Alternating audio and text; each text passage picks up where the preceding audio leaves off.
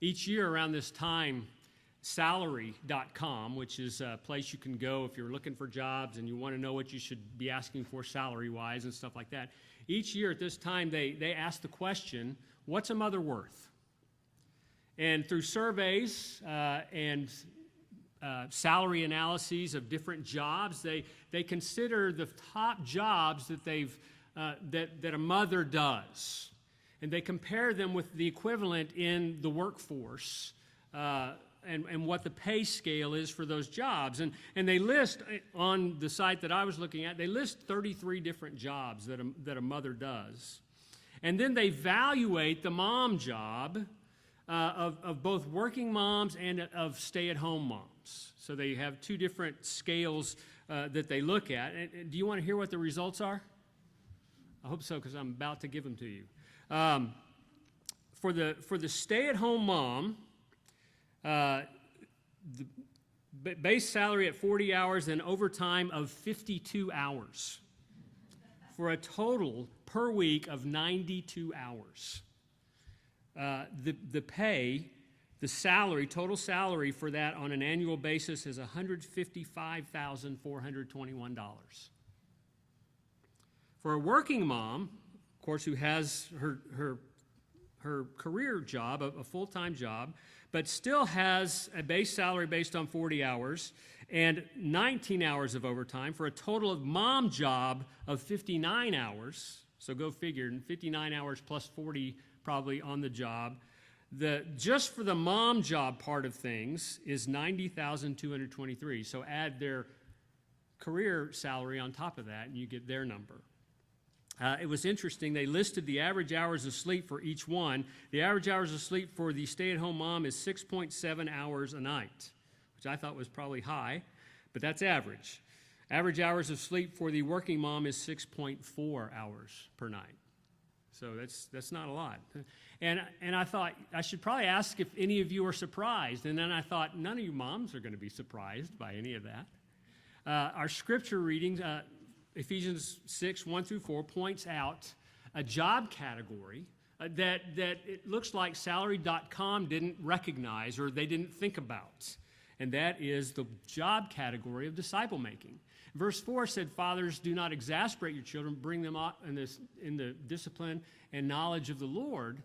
And I said that qualifies for mothers too, but he, because Paul was well aware that mothers are involved in discipleship. He knows that, and we'll talk about it in a few minutes. He knows that because he knows Timothy, who obviously grew based on the teaching of his mother and his grandmother. So he's really just saying it's not that mothers are exempt from discipleship, but it's that fathers, at least in that culture, tended to be a little hard sometimes on their kids and would exasperate their children. And he said, I'm kind of addressing you fathers now because of your tendency to overdo sometimes. But he's expressing by saying that bring them up in the fear and admonition of the Lord. He's saying that's something that parents should do, mothers and fathers together. So that's why I said it really partially applies to both, the disciple-making part. And salary.com left that off. I wonder what it would be if they included that. Because it's unmistakably clear from what Paul writes here that both moms and dads are charged with fulfilling Jesus Christ's great commission to go and make disciples and to do it with their own children. It's a unique privilege and responsibility of Christian parents to raise their children in that manner. And many of you know parents and had parents or are parents who have done that, who have been invested in that. Faithful Christian moms are key disciple makers of their children. You could say that the faithful Christian mother desires to turn their child over to Jesus, to take them by the hand and to lead them to Him, and then to give their hand to Jesus. It was well put in that video we just saw. The last stanza, she says, "Take His hand. Go where He calls you to, and whatever comes, seek Him with all your heart. This will be my prayer for you. Father, hear my ceaseless prayer. Oh, keep them in your care." That's what good parenting does. It points your children to Jesus, to faith in him, to an intimate communion with him and with the Father. So today we're really, since it's Mother's Day, we're focusing on moms. And I'm not really wanting so much to spend all my time telling moms how to mom, because that's crazy for me to do. But I do want to talk about this idea of Paul saying, honor your father and mother, of course. It's a commandment. It's one of the five. It's the fifth of the 10 Commandments. Fifth? I think it's fifth. Don't count. Don't check me on that. I think it's the fifth one. So let's look at that together. First of all, then, let's consider this idea of honoring your father and mother, and let's consider God's providence, God's wise providence in using mothers as an aspect of his image, helping us to know him through our mothers. In the Bible, God sometimes uses the image of motherhood to teach us about his nature, about the way he parents us. Mirroring attributes such as compassion and tenderness and affection and nurture and wisdom and particularly sacrificial love. Women imaged God along with men. We know that from Genesis 1:27, where God says, so God created man in his own image. In the image of God, he created him. Male and female, he created them. Women are in the image of God as well. And the woman that he created was also a mother. Her name, in Genesis 3:20, it says this, the man called his wife's name Eve, because she was the mother of all living. It's interesting, the name Eve comes to us kind of a I guess possibly through Latin or something, but in the Hebrew it's Chava. Chava. Do you remember Fiddler on the Roof? One of the daughters was named Chava. It's Eve. And the name means life. Life. In the Greek translation, the ancient Greek translation of the Old Testament called the Septuagint, they use the word Zoe. You ever heard that name? Zoe? That means life. That's what Eve is life. She's the mother of the living. And so the image of God is stamped on both the woman or mother and the man or father. And as a woman and a mother, she reflects nuances of God's image that the man or father cannot reflect. Right? You see that? So, for example, God chooses the mother, the woman, and the mother to reflect his image in Isaiah 49 when he says, can a woman forget her nursing child, that she should have no compassion on the son of her womb? Even these may forget, yet I will not forget you. Now, he's not condemning women for forgetting their children. He's saying, that's so ridiculous. Well, I care about you even more than your mother. My compassion toward you is even greater than your mother's, who is the exemplary model of image. In Isaiah 66:13, God chose a mother. He says, as a mother comforts her child, so will I comfort you. It's not that fathers can't comfort their children. It's just that God in that moment says, I want to use the nuanced comfort of a mother for a child to show I care about each of my people, each of my children. And that's a beautiful picture. The image of God in mothers is a far too often overlooked value. Most mom situations, all mom situations that are good, are vital to the psychological health and the social well-being of children. We have a friend who named Chris Hooper, who is pastored a church in inner city Denver. And many of his church attenders are homeless people. So he gets to know them really well. And he spends time with them. And he began to study what is it that brings a person into homelessness? What are the things that cause a person to become homeless? What are the causes of homelessness? And a major reason that he saw and that he realized is that there's been a breakdown of some of their family network. And so he wrote in a newsletter to us, he said, most of us will never be able to fully quantify the value we receive from our most important social network, our family. See, how important is a mother? Well, Chris says you can't quantify a mother's value. And I think he's right. There's no denying the vast importance of a mother in the well-being of mankind. Without a doubt, the mother-child bond is one of the best discipleship strategies ever invented. When Paul selected Timothy to be the pastor of churches that he had planted, or a church that he had planted, what was it that about Timothy that Paul saw? Well, he saw a readiness to be placed over and in leadership in a church, to be an evangelist and to be one who preached the word. Now, how did he get to that point? Well, Paul tells us he trained at the feet of Timothy trained at the feet of his mother and his grandmother. That was a beautiful discipleship strategy for Timothy. It is one of the best discipleship strategies ever conceived. So let me ask you this, women and men. Do you want to grow in grace and increase your power for witness and your ability to disciple others? Well, as strange as it may sound to you men, it won't sound so strange to you women, but learn to be like a mother.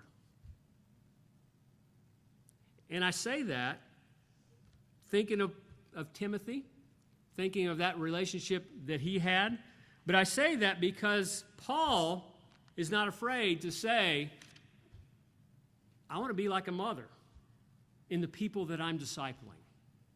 And he says that in 1 Thessalonians 2. In fact, he says, I don't want to be like one, I was like one. 1 Thessalonians 2, verses 7 through 9. Listen to what it says there.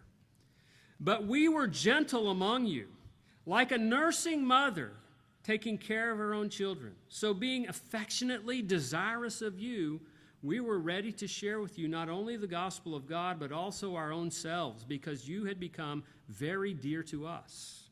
For you remember, brothers, our labor and toil. We worked night and day that we might not be a burden to any of you while we proclaim to you the gospel of God. Paul's not afraid to talk about the affection he felt was a motherly kind of affection. And that's what brought power to his disciple making of the Thessalonians, to the gospel that he presented. It was the Spirit behind it, but certainly his affection for them, like a nursing mother for her children, was powerful. So you want to be a good disciple maker? Learn from a mother. Learn at least that from a mother. Well, secondly, I want us to think about from this passage, Ephesians 6, to just what is it like? What are some ways to honor your mother? And I kind of want to look at this for just a second. In verses 2 through 3 of Ephesians 6, Paul is obviously quoting one of the commandments, honor your father and mother, Exodus 20:12, honor your father and mother, that your days may be long in the land and the Lord your God is giving you. So to honor your father and your mother means what? Well, when you're a child, children, listen, young people, listen, when you're a child, it means to obey them. It means to obey them in everything, unless they ask you to sin. Then you obey the Lord. But when you think about it, I'm talking, if they ask you to do truly sinful things, not just saying, I don't want to do that, so it must be a sin. When you grow up, obedience no longer applies. But honor still applies. Honor applies for your entire life. Honor your father and mother has a lifelong application. How you honor them changes as you mature. On Facebook this week, I read a mom's expression of her most desired Mother's Day gift. It's one suggestion of how adult sons and daughters can honor their mother. But it's a good one. And this is what it said. In fact, I saw it on Nina's Facebook post, so I know it comes with good backing. What do I want? This is what it said. What do I want for Mother's Day? I want you. I want you to keep coming around. I want you to bring your kids around. I want you to ask me questions, ask my advice, tell me your problems, ask for my opinion, ask for my help. I want you to come over and rant about your problems, rant about your life, whatever. Tell me about your job, your worries, your kids, your fur babies. I want you to continue sharing your life with me. Come over and laugh with me or laugh at me. I don't care. Hearing you laugh to me. It goes on, I spent the better part of my life raising you the best way I knew how. Now give me time to sit back and admire my work. Raid my refrigerator. Help yourself. This is something I do well when I go home to see my mom. I really don't mind. In fact, I wouldn't want it any other way. I want you to spend your money making a better life for you and your family. I have the things I need. I want to see you happy and healthy. When you ask me what I want for Mother's Day, I say nothing, because you've already been giving me my gift all year. I want you. Does that not honor a mother? Isn't that a great picture? Give your mother you while you still can. While you still can. And finally, I want us on this Mother's Day to consider all those who have been motherly, women who are not necessarily our mothers, but have sacrificed beyond their job description to invest in our spiritual and educational, intellectual, physical healthiness and well-being. Teachers, advisors, encouragers, people like that.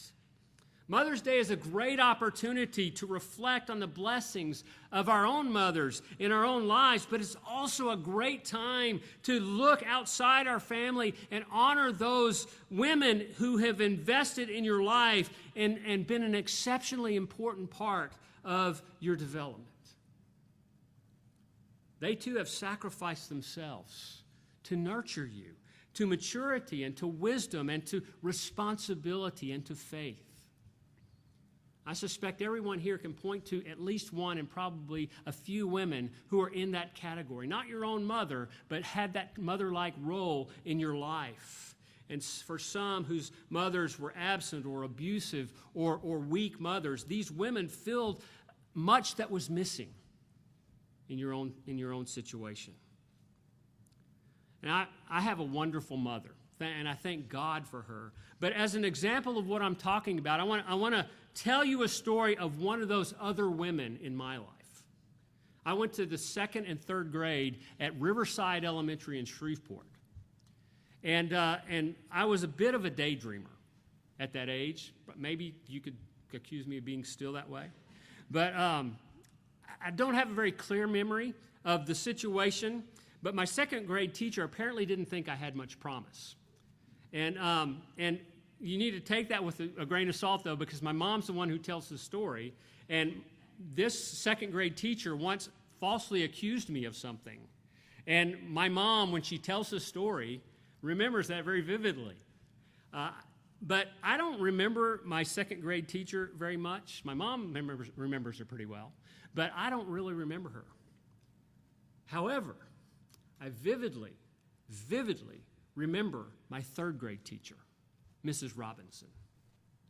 Mrs. Robinson was one of those teachers that took particular interest in me.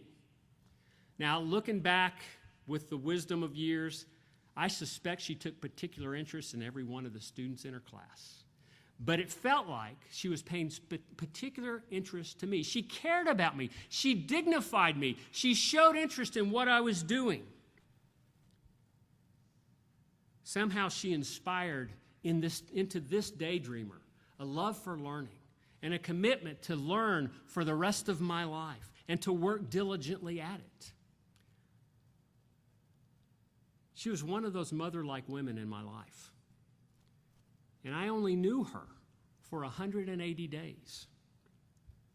But she left a lifelong, indelible mark. And some of you ladies here this morning have a mother-like influence in the lives of others who are not your children. God used you as disciple makers in their lives. And in my mind, Mother's Day is a day to honor you as well. So what's a mother worth? Salary.com says she's worth a six-figure income.